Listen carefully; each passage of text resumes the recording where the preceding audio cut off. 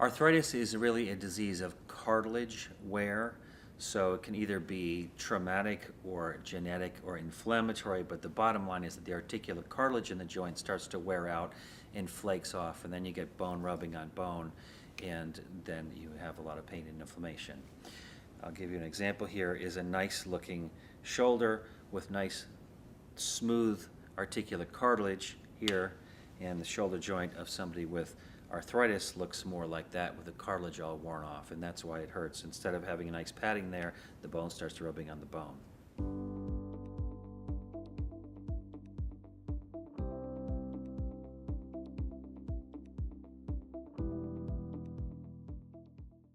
The treatment options for arthritis of the shoulder joint are similar to other joints with arthritis, which are gentle motion exercises, maybe swimming exercises in a pool. Physical therapy can help, some gentle strengthening, but in the shoulder specifically, you want to avoid lots of lifting out away from your body because it can increase the torque inside the joint and make the pain worse. You can also try anti-inflammatory medications, and then if the arthritis is worse, we can do an injection into the joint, which can really decrease the inflammation, which should decrease the pain. But that's really a temporizing measure. If the arthritis is really bad and relatively constant and more severe and alters the patient's life, then a shoulder replacement might be the best option for them.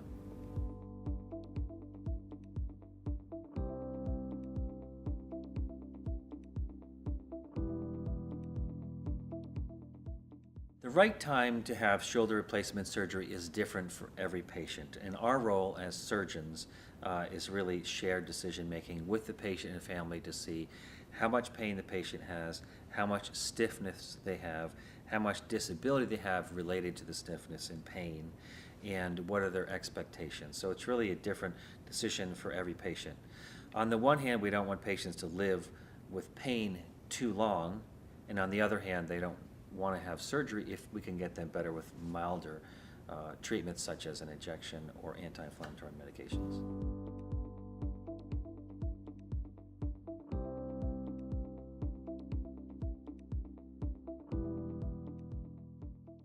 Planning for surgery with the patient and their family is really important.